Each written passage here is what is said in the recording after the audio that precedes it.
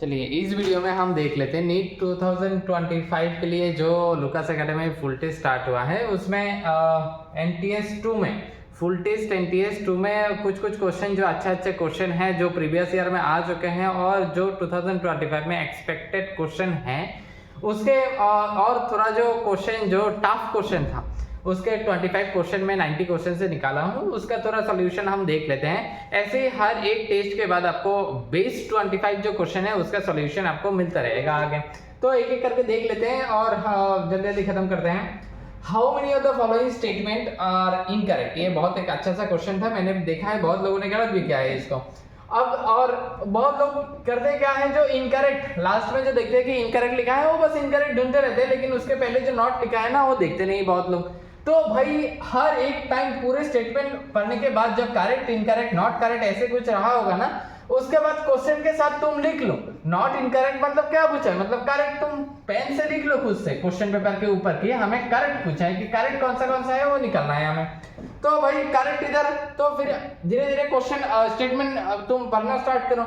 स्लोटाम help in maintaining the low temperature of the testis. बाकी तो सब कुछ सही था, लेकिन इसमें प्रॉब्लम क्या है कि 3 to 3.5 नहीं, बुक में अगर ध्यान से देखने जाके देखना 2 to 2.5 डिग्री सेल्सियस था, तो ये स्टेटमेंट हो गया गलत। In adult each testis is round in shape, round नहीं भाई, बहुत लोगों ने इसमें गलत किया है, मैंने देखा है कि राउंड नहीं ओवल, दोनों वो सब लोग मानते हैं कि राउंड और ओवल सेम है, लेकिन नहीं भाई, राउंड मतलब बिल्कुल गोल, ओवल मतलब बिल्कुल गोल नहीं, तो ये भी स्टेटमेंट गलत है। The testis is covered by the light नहीं भाई, डेंस कवरिंग। और size of the testis is 4 to 5 centimetre, ये तो सही है इन लेंथ में, और ये 2 to 3 सेंटीमीटर है भाई, 3 to 4 नहीं, तो ये भी गलत है। हमें पूछा है करेक्ट कौन सा, तो एक भी करेक्ट नहीं है, तो 4 भी नहीं, 2 भी नहीं, 3 भी नहीं, none of these is the correct answer।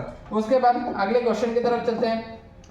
Which event is incorrectly matched with the time of occurrence with the respective, ये जानने के लिए भाई मेंस्ट्रुअल साइकिल तुम्हें बहुत अच्छे से रखना होगा। मेंस्ट्रुअल साइकिल अगर रटे हो अच्छे से तभी इस क्वेश्चन का आंसर कर पाओगे। Beginning of the menstrual flow day 1, हम जानते हैं कि 28 डेज का मेंस्ट्रुअल साइकिल में बिल्कुल 1 to 5 डेज जो होता है वो मेंस्ट्रुअल फ्लो होता है, ब्लीडिंग होता है उस टाइम में। उसके बाद 5 to 14 जो डेज होते हैं उसको बुलाता है फॉलिकुलर फेज, जब फॉलिकल जो है ग्राफियन फॉलिकल ग्रोथ कर रहे होते हैं। उसके बाद 14 डेज में होता है ओवर रिलीज, उसको बुलाता है ओव्यूलेटरी फेज। उसके बाद 14 to 28 जो डेज होता है ग्राफियन फॉलिकल रप्चर होता है और हो जाता है क्या, corpus luteum. Corpus luteum L for luteal face, इस फेस को बुलाता है ल्यूटियल फेस। और उस फेस में एक अच्छा सा बहुत बढ़िया सा एक हार्मोन रिलीज होता है जिसका नाम है प्रोजेस्टेरोन। शायद कल ही कोई स्टूडेंट मुझसे ये क्वेश्चन भी पूछ रहा था कि प्रेगनेंसी में सबसे ज्यादा कौन से हार्मोन रहता है प्रेगनेंसी के टाइम में, तो हमने बोला कि प्रोजेस्टेरोन। तो पूछा कि क्यों प्रोजेस्टेरोन क्यों रहते हैं, तो भाई प्रोजेस्टेरोन उसमें प्रोजेस्टेरोन सबसे ज्यादा क्यों रहेगा, क्योंकि इसमें कॉर्पस ल्यूटियम पूरा रहेगा ना, क्योंकि उस टाइम में तो कोई मेंस्ट्रुअल फ्लो नहीं होता। जो एक बार जो लास्ट में फर्टिलाइजेशन के पहले जो ग्राफियन फॉलिकल हुआ था उधर से ओवर रिलीज हुआ था, उसके बाद हुआ था फर्टिलाइजेशन, और फर्टिलाइजेशन के बाद फिर तो कभी ओवर रिलीज ही नहीं हुआ, फॉलिकल आया ही नहीं। ये जो फॉलिकल था ये कॉर्पस ल्यूटियम में कन्वर्ट हुआ और पूरे के पूरे प्रेगनेंसी के टाइम में प्रोजेस्टेरोन रिलीज करता रहा। तो भाई beginning of the menstrual cycle at the day 1, ये बिल्कुल सही बात। ओव्यूलेशन होता है डे 14 में, ये भी सही बात। Beginning of the proliferative phase at the day 5, ये फॉलिकुलर फेज या इसको प्रोलिफेरेटिव फेज भी बोला जाता है, ये भी सही बात है भाई। Peak secretion of the estrogen, नहीं भाई एस्ट्रोजन नहीं, इधर प्रोजेस्टेरोन होगा, तो ये बिल्कुल गलत बात। और हमें पूछा है कि इनकरेक्टली मैच, तो इनकरेक्ट हो गया आंसर डी। और उसके बाद अगले क्वेश्चन की तरफ चलते हैं भाई। Which of the following depicts the correct pathway of the transport of the sun? Seminal vesicle, reticulocytes, vasa efferentia, epididymis and vas deferens। तो इसका हो जाएगा भाई, ध्यान से देखोगे तो आंसर ए है, क्योंकि पाथवे जो है seminal vesicle, reticulocytes, vasa efferentia, epididymis and vas deferens. चलते हैं अगले क्वेश्चन की तरफ। What is the function of the copper ion in copper releasing IUDs? IUDs is most widely accepted, जो क्या बोला जाता है इसको, कॉन्ट्रासेप्टिव मेथड होता है, सबसे वाइडली एक्सेप्टेड है आईओडीएस। उसमें एक तरीके का आईओडीएस आता है copper releasing IUDs. Copper releasing IUDs में उसका फंक्शन क्या है, the suppress the sperm motility and fertilization capacity of the sperm, बिल्कुल सही बात। बाकी क्वेश्चन देख लेते हैं। दे इनहिबिट गैमेटोजेनेसिस, बिल्कुल भी नहीं, गैमेटोजेनेसिस को तो प्रिवेंट नहीं करेगा भाई, गैमेटोजेनेसिस को प्रिवेंट करने का कैपेसिटी नहीं है इसमें। They make uterus unsuitable for implantation, ये तो हार्मोन रिलीजिंग आईओडीएस का काम है, ये तो बिल्कुल नहीं है कॉपर रिलीजिंग आईओडीएस का काम। दे इनहिबिट ओव्यूलेशन, ये तो पिल्स का काम है इनहिबिट ओव्यूलेशन, तो भाई आंसर हो जाएगा ए। अगले क्वेश्चन क्या देखते हैं। Which of the following pair is are incorrect. अच्छा, इनकरेक्ट पूछे, ये बहुत इंपॉर्टेंट क्वेश्चन है, नीट में बहुत बार इसके ऊपर आईओडीएस, कॉपर रिलीजिंग आईओडीएस, हार्मोन रिलीजिंग आईओडीएस के ऊपर बहुत बार, नॉन मेडिकेटेड आईओडीएस के ऊपर क्वेश्चन आ चुका है, तो भाई एक बार देख लेना और सबका एग्जांपल याद कर लेना भाई। नॉन मेडिकेटेड आईओडीएस तो डीप स्लो पे, कॉपर रिलीजिंग आईओडीएस सीयूटी CU7, ये भी सही बात है। हार्मोन रिलीजिंग आईओडीएस LNG20 माल्टिलो 375 नहीं भाई, हार्मोन रिलीजिंग आईओडीएस में आते हैं वैसे Progestasert and LNG20, Multiload 375 is a copper releasing IUDs, और नॉन ऑफ द अबव तो आंसर होगा नहीं क्योंकि इधर हमें गलत मिल गया है। तो चलते हैं अगले क्वेश्चन की तरफ। डायोशिया द प्लांट, डायोशी मतलब क्या है, पहले डायोशी के बारे में हमें समझना होगा कि डायोशी क्या है। तीन चीज के बारे में बोल रहा हूँ, लिखना होमोथेलिक, मोनोइशियस एंड होमोथेलिक और मोनोइशियस जहां पे मिल जाएगा ना तुम्हें, इसका मतलब तुम्हें बोला जा रहा है कि बाइसेक्सुअल। बाइसेक्सुअल मतलब एक ही प्लांट में मेल फ्लावर भी है, फीमेल फ्लावर भी है, या बाइसेक्सुअल प्लांट जब बोलेगा एक ही प्लांट में माने एकटाई আছে मेल ফুলও আছে फीमेल ফুলও আছে, but when is talk to unisexual flower जब बोलेगा कि, अच्छा यूनिसेक्सुअल छोड़ो, जब बोलेगा कि बाइसेक्सुअल फ्लावर তার মানে একটা গাছে মেল ফুলও আছে ফিমেল ফুলও আছে, ঠিক আছে। এই মিনিংটা কিন্তু মনে রাখতে হবে, হোমোথেলিক, মোনোইশিয়াস, বাইসেক্সুয়াল। আর এটার অপোজিট কি, হোমো তার অপোজিট কি, হেটারো, মোনো তার মানে কি ডায়ো, বাইসেক্সুয়াল মানে তার অপোজিট ইউনিসেক্সুয়াল। ইউনিসেক্সুয়াল মানে একটা সেক্স মানে either male or female present থাকবো। যদি এটা ফ্লাওয়ার কয় দেন তাহলে ফ্লাওয়ারের মধ্যে either male either female, either pollen present থাকবো অর ওই ওভারি প্রেজেন্ট থাকবো, স্টিগমা স্টাইল ওভারি মানে কার্পাল প্রেজেন্ট থাকবো, ঠিক আছে। আর যদি বাইসেক্সুয়াল কয় তাহলে এখানে স্টেমেনও আছে কার্পেলও আছে। ফ্লাওয়ারের যদি ফ্লাওয়ারের ক্ষেত্রে কয় তাহলে একটা ফ্লাওয়ারের মধ্যে কার্পেলও আছে স্টেমেনও আছে। আর যদি প্ল্যান্ট কয় তাহলে একলা প্ল্যান্টের মধ্যে মেল ফুলও আছে ফিমেল ফুলও আছে, ঠিক আছে। এই দুইটা কনসেপ্ট মনে রাখতে হবে, এটা সবাই ভুল করে। একটা হইছে বাইসেক্সুয়াল ফ্লাওয়ার, একটা হইছে বাইসেক্সুয়াল প্ল্যান্ট। আমি আবারও কইতাছি, বাইসেক্সুয়াল ফ্লাওয়ার মানে ফ্লাওয়ার কইছে একটা ফুলের মধ্যে দুইটা সেক্স মানে কার্পেলও আছে স্টেমেনও আছে। আর বাইসেক্সুয়াল প্ল্যান্ট মানে একটা প্ল্যান্টের কথা কইছে, একটা প্ল্যান্টের মধ্যে মেল ফুলও আছে ফিমেল ফুলও আছে। আচ্ছা দেখেন কি কইছে, ডায়োশিন প্ল্যান্ট। এবার তাহলে কইছে ডায়োশিন প্ল্যান্ট মানে ডায়োশি মানে কি, অক্ষরে তো দেখছি হোমোথেলিক, মোনোইশিয়াস, হেটারোথেলিক, ডায়োশিয়াস, ইউনিসেক্সুয়াল।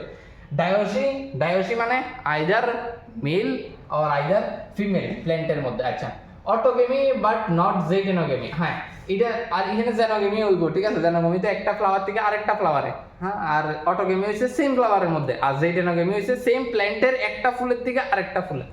तो भाई डायोसिन द प्लांट्स का मतलब क्या है, ऑटोगेमी तो प्रिवेंट कर लेगा, ऑटोगेमी प्रिवेंट कर लेगा क्योंकि इधर जो फ्लावर है आइदर मेल और आइदर फीमेल, तो इस फ्लावर में तो ऑटोगेमी नहीं होगा, तो ऑटोगेमी को तो प्रिवेंट कर लेगा। लेकिन जेटिनोगेमी को कैसे प्रिवेंट करेगा भाई, जेटिनोगेमी को प्रिवेंट नहीं कर पाएगा क्योंकि एक प्लांट में से ही एक फूल से तो दूसरा फूल में तो आके तो गिर सकता है पोलन, तो फिर जेटिनोगेमी को प्रिवेंट नहीं कर सकता है। जेटिनोगेमी तो प्रिवेंट नहीं कर सकता है, बहुत ऑटोगेमी नहीं भाई, और नाइदर ये भी गलत बात है। तो भाई ऑटोगेमी बट नॉट जेटिनोगेमी। तो ये थोड़ा कॉन्सेप्चुअल और इम्पोर्टेंट एक चीज है, इसको याद कर लेना। होमोथेलिक, मोनोइशियस, बाइसेक्सुअल मतलब both sex are present, heterosexual, dioecious, unisexual मतलब only one sex are present। चलते हैं भाई नेक्स्ट क्वेश्चन की तरफ। Consider the following features seen in the plant, male and female reproductive organ are generally found in features in a plant। अच्छा features दिया गया है और उसके बाद पूछा गया है कि ये फीचर क्या wind pollinated, water pollinated, bees pollinated या बार्स पोलिनेटेड फ्लावर में दिखाई देता है। देखो भाई, male and female reproductive organ are generally found in separate flower, इससे कोई मतलब आंसर की तरफ हम बढ़ नहीं सकते।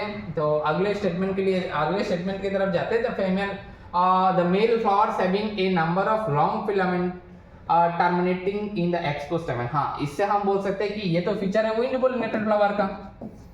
और the female flowers having the long feather-like stigmas, the flowers of this plant would most likely to be pollinated। अच्छा, the female flowers having long feather-like stigma, तो long feather-like stigma भाई किसमें दिखाई देता है, wind pollinated flower में, तो इसका आंसर हो जाएगा भाई ए पार्ट। उसके बाद देख लेते हैं टाइपिकल एंजियोस्पर्म एंथर इज डाइथेकस। अच्छा, एंथर के बारे में मैं थोड़ा एक बार जानकारी दे देता हूँ, एंथर कैसा है। ये तो हमारे भाई ये है एंथर या स्टेमेन। स्टेमेन का होता है दो पार्ट, एक होता है फिलामेंट, स्टॉक और फिलामेंट, और एक होता है ये एंथर वाला पार्ट। एंथर में होता है दो लोब, इसीलिए इसको बुलाता है बाइलोब। एक लोब को अगर मैंने ध्यान से अगर देखूंगा एक लोब को, तो ऐसा दिखता है। इसमें एक लोब में दो थेका प्रेजेंट है, तो इसमें इसको बुलाता है डाइथेकस और बाइलोब। ऐसे तुम बोलोगे तो अभी तो लोब तो 2 है तो थेका तो 4 होगा, इसीलिए माइक्रोस्पोरेंजिया को या स्टेमेन को टेट्रास्पोरेंजिएट भी बोला जाता है क्योंकि इसमें 4 थेका प्रेजेंट होते हैं। लेकिन नॉर्मली हम कैसे बोलते हैं, ये थोड़ा कंफ्यूजिंग है। इसमें लोब कितना है, 2 लोब है। उसके बाद एक लोब के ऊपर ध्यान देंगे, एक लोब में कितना थेका है, 2 थेका है, मतलब बाइलोब एंड डाइथेकस। और टोटल कितना थेका है, 4 थेका, इसीलिए माइक्रोस्पोरेंजिएट टेट्रास्पोरेंजिएट ऐसे भी हम बोल सकते हैं। लेकिन देखो 1 लोब, इसमें एक लोब नहीं है भाई, 2 लोब है, 2 लोब है एंड ईच लोब हैज 2 थेका। इधर तो बहुत आसान से बोल ही दिया है भाई, तो 2 लोब प्रेजेंट है एंड ईच लोब हैविंग 2 थेका, तो ये हो जाएगा आंसर। अगले क्वेश्चन क्या है, हमारी तरफ चलते हैं। जेटिनोगेमी इन्वॉल्व, जेटिनोगेमी मैंने आपको कुछ देर पहले बोला है, geitonogamy is a type of pollination where of in a same flower, sorry in a same plant of unisexual flower present होते हैं और एक ही प्लांट में एक फ्लावर से पोलन आके दूसरे फ्लावर की कार्पल पे आके गिर जाए। तो मतलब सेमी फ्लावर में होता है यूनिसेक्सुअल, एक सेमी प्लांट में होता है और यूनिसेक्सुअल फ्लावर सब में प्रेजेंट होते हैं। तो फिर इधर pollination of the flower by the pollen from the anther of the pollen another flower of the same plant, हाँ ये सही हो सकता है। बाकी स्टेटमेंट देख लेते हैं। pollination of the flower by the pollen from the same flower, नहीं सेम फ्लावर तो बिल्कुल ही नहीं है। और अगले क्वेश्चन की तरफ देख लेते हैं थोड़ा। pollination, अगले statement, pollination of the flower by the pollen from a flower of another plant, नहीं another plant नहीं, सेमी प्लांट होगा। pollination of the flower by the pollen of the flower of another plant, नहीं भाई another plant नहीं है, तो भाई option यही एक्यूरेट लग रहा है। pollination of the flower by the pollen of the another flower of the same plant के अंदर ही ये हो, ठीक। और उसके बाद एडिनोसिन डीएमिनेज डेफिशिएंसी, बहुत बार नीट में भी ये क्वेश्चन आ चुका है, प्रीवियस ईयर क्वेश्चन में मैंने देखा है। Adenosine deaminase deficiency could be permanently cure, तभी हम परमानेंटली क्यूर कर सकते हैं जब हम अर्ली एम्ब्रियोनिक स्टेज में उसका बोन मेरो ट्रांसप्लांट कर सकते हैं। Bone marrow cell producing ADA introduce in the cell when early embryonic stage, early embryonic stage में जब हम करेंगे तब जाके ये होगा। Next, genetic engineering has been successfully used to produce transgenic, ये बहुत लोगों का कंफ्यूजन हुआ है, मैंने देखा है। ट्रांसजेनिक माइस तो हम देखेंगे, transgenic model starting new treatment, transgenic model करके कुछ नहीं होता है। Transgenic cow Rosie is producing high fat, नहीं भाई ये प्रोटीन होगा। एनिमल्स लाइक द बूज, बूज के बारे में कुछ नहीं बोला है। तो transgenic mice of the testing safety of the polio vaccine NCERT में जाके देखना। डिड टू लाइन इधर है। नेक्स्ट, ऑर्गन सिस्टम लेवल, अच्छा ये एनिमल किंगडम का एक क्वेश्चन है। तो भाई इधर बोला गया कि ऑर्गन सिस्टम लेवल ऑफ सारे ऑर्गन, तो ये हमें पता करना होगा कि सब सेलुलर लेवल किसमें होता है। सेलुलर लेवल भाई होता है मतलब स्पॉन्ज में, और उसके बाद सेलुलर लेवल के बाद आता है टिश्यू लेवल। टिश्यू लेवल होता है सिलेंडरेटा एंड सिलेंडरेटा और निडारिया और टिनोफोरा में होता है, ठीक। उसके बाद ऑर्गन लेवल होता है प्लाटिहेल्मिन्थस में, और उसके बाद जितने भी सारे फाइलम आते हैं सब organ system level of organisation में आता है। तो भाई देख लेते हैं organ system level of organisation भाई मोलास्का होगा, तो ए का आंसर होगा 4। ऑर्गन लेवल ऑफ ऑर्गेनाइजेशन तो प्लाटिहेल्मिन्थस से है, 1 है, तो बी का आंसर होगा 3। टिश्यू लेवल ऑफ ऑर्गेनाइजेशन तो टिनोफोरा है इधर, सी का आंसर होगा 1। और उसके बाद डी सेलुलर लेवल तो स्पॉन्ज में ही होता है, तो 2। तो ऐसा कोई है A4 B3 C1 इसमें है, तो आंसर होगा हमारे पास ए वाला पार्ट। उसके बाद which of the following is incorrect statement about the protista, protista के बारे में कौन सा इनकरेक्ट स्टेटमेंट बोला गया है, बात देख लेते हैं। All single cell eukaryotes placed under the kingdom, हाँ सिंगल सेल यूकैरियोट ही रहता है इसमें, तो ये बिल्कुल सही बात, इनकरेक्ट पूछा है हमें, देख लेना है हमें क्या पूछा है। This kingdom forms a link with the others dealing with the plant animal and fungi, बिल्कुल सही बात, एनसीईआरटी में D2 लाइन है, देख लेना। Protist produce asexually by the involve cell fusion, हाँ asexually by the involve cell fusion से होता है, और sexually by the zygote formation, asexually spore नहीं फॉर्म करता है। तो भाई ये बिल्कुल गलत बात है, तो इनकरेक्ट पूछा है तो आंसर हो जाएगा हमारे पास डी पर। नेक्स्ट हमारे पास क्या है, एक complete set of the mouth parts of the cockroach, ये बहुत लोगों का ये भी प्रॉब्लम हुआ था, मैंने देखा है। Labrum, upper lip, labium, lower lip, ये तो सही बात है, लेकिन बाकी सारे जो ऑप्शन हमारे पास दिया गया है वो भी एक बार चेक कर लेना, बहुत इंपॉर्टेंट हो जाता है। Labium is the upper lip, नहीं भाई लेब्रम अपर लिप होता है, labrum is the upper lip, labium is the lower lip, pair of maxilla, pair of mandible, ये बिल्कुल सही है, सही मतलब करेक्ट डिस्ट्रक्ट क्या है, labrum upper lip, A maxilla and A mandible and labrum is a lower lip, नहीं ए नहीं, ये पेयर होगा इधर, ठीक। तो ये बिल्कुल ध्यान देना भाई, पेयर होता है, पेयर मैंडिबल एंड मैक्सिला, तो आंसर हो जाएगा इसका हमारे पास C part. Next, choice the incorrect statement, the body can be divided into the identical left and right halfs into the one plane exhibit bilateral symmetry, हाँ ये symmetry वाला बहुत इंपॉर्टेंट है, मतलब पीवाईक्यू में बहुत बार आ चुका है, सिमेट्री से क्वेश्चन देख लेना भाई। जब हम any plane when any plane passing through the centre, मतलब सेंट्रल एक्सिस से जब कोई भी प्लेन पास कर जाए और बॉडी इक्वली दो हाफ में डिवाइड हो जाए तब इसको बोलते हैं हम रेडियल सिमेट्री। और जब एक ही प्लेन, ऐसा कोई एक ही प्लेन है जो सेंट्रल एक्सिस से पास करे और बॉडी को दो इक्वल हाफ में डिवाइड करे, उसको बोलते हैं बाइलेटरल सिमेट्री। और जब कोई भी तुम प्लेन में पासिंग कर दो और कोई भी मतलब पार्ट नहीं होगा तब इसको बोलेंगे हम एसिमेट्री। तो देख लेते हैं भाई क्या पूछा है। The body can be divided into identical left and right half into the only one plane जब होगा तो bilateral symmetry. The body divided into two equal halves in any plane, तो इसे होगा रेडियल सिमेट्री। तो बिल्कुल सही बात है ये दोनों। इनकरेक्ट पूछा है, हमें इनकरेक्ट कौन सा देख लेना है। When any plane passes through the center does not divide them into equal halves is called asymmetry। ये भी बिल्कुल सही बात है।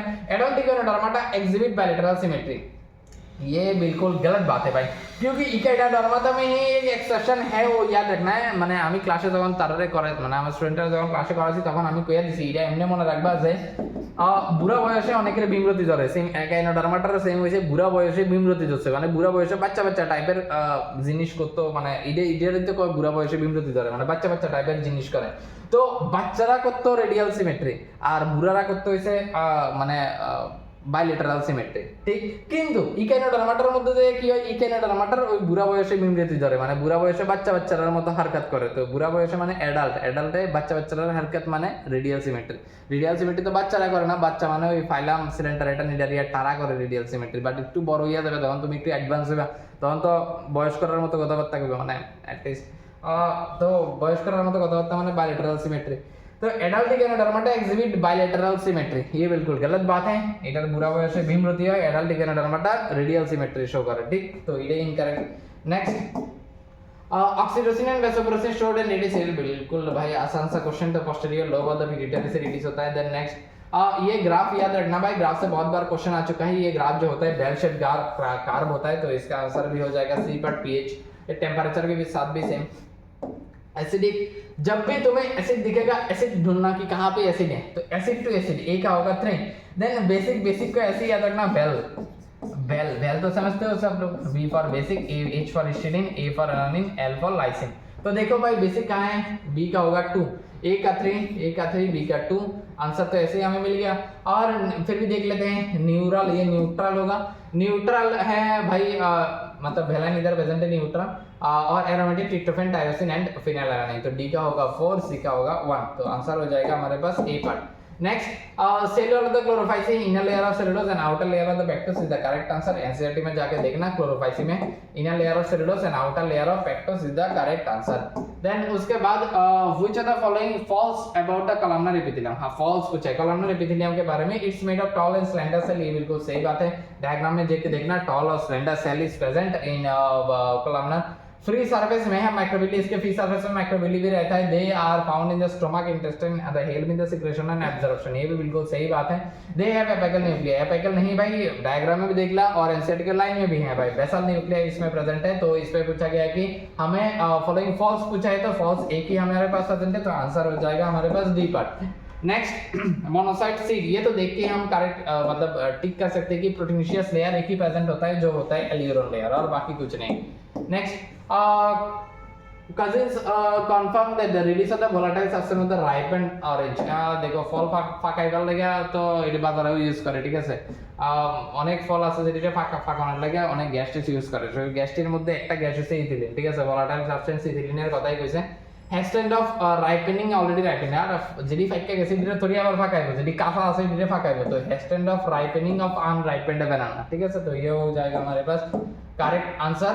और you have to given tissue and the potential differentiation of an artificial culture, which of the following pairs of the hormone would be you add in the medium of the secure shoots as well as roots। अच्छा shoot और root में मतलब ये mainly पूछा गया कि हमें growth के लिए कौन से हार्मोन देंगे। दो ही हार्मोन है ग्रोथ के लिए बहुत इंपॉर्टेंट, ऑक्सीन और साइटोकाइनिन। तो भाई मार्क कर लेना ये ऑक्सीन और साइटोकाइनिन। और उसके बाद चलते हैं हमारे लास्ट क्वेश्चन, शायद अगले क्वेश्चन की तरफ। फॉलोइंग एसोसिएटेड विद ये ह्यूमन फिजियोलॉजी का न्यूरल कंट्रोल एंड कोऑर्डिनेशन का चैप्टर का क्वेश्चन है। With the electrical synapse no synaptic light, बहुत तेज हमारे शरीर के अंदर दौड़ता है न्यूक्लियर साइनस, तो इसमें साइनेटिक लाइट नहीं होता। तो फॉलोइंग नॉट एसोसिएटेड पूछा है, तो ये तो बिल्कुल सही बात है, एसोसिएटेड है।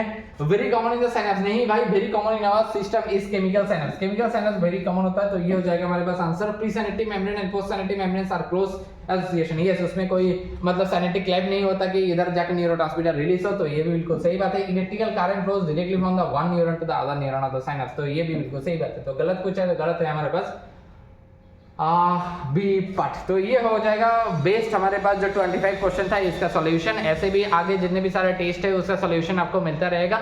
और एक ऐसे ही एनसीईआरटी का ये सारा क्वेश्चन एनसीईआरटी का हर एक लाइन से बेस्ड है। ऐसे ही हर एक लाइन को अगर एनसीईआरटी का डिकोड करना चाहते हैं तो हम एक एक कोर्स लेके आए हैं जिसका नाम है फास्ट ट्रैक कोर्स। जल्दी से जल्दी और 26 फरवरी से स्टार्ट होगा। जल्दी से जल्दी आप इस कोर्स में ज्वाइन हो सकते हैं और सारे एनसीईआरटी के लाइन को ऐसे डिकोड कर सकते हैं। और ये सारे नीट में कुछ तो पीवाईक्यू से रिलेटेड क्वेश्चन है और बहुत सारे क्वेश्चन ऐसा भी है जो पीवाईक्यू से रिलेटेड है, उसी टॉपिक से है और नीट 2025 से क्वेश्चन आ सकते हैं। ऐसे में मैंने बहुत पहले भी वीडियो में बोला है कि मैं एनसीईआरटी का जितने सारे पीवाईक्यू हैं सारे पीवाईक्यूज को देखता रहता हूँ। हर एक पीवाईक्यू से क्वेश्चन आता रहता है, उसके ऊपर मतलब वीडियोस भी आएगा सामने कि कौन से टॉपिक से कितना कितना वेटेज हैं सामने, मतलब इस बार नीट 2025 में कैसे कैसे वेटेज हो सकता है। मैंने 5 साल 6 साल के पूरे पीवाईक्यूज में स्टडी कर रहा हूँ, ठीक। तो इस वीडियो में इतने रखते हैं। जल्दी से जल्दी उस कोर्स में आप ज्वाइन कर सकते हो, एनसीईआरटी का लाइन को डिकोड कर सकते हैं, प्रैक्टिस कर सकते हैं, ठीक है। तो इस वीडियो में इतने रखते हैं, चलते हैं, बाय।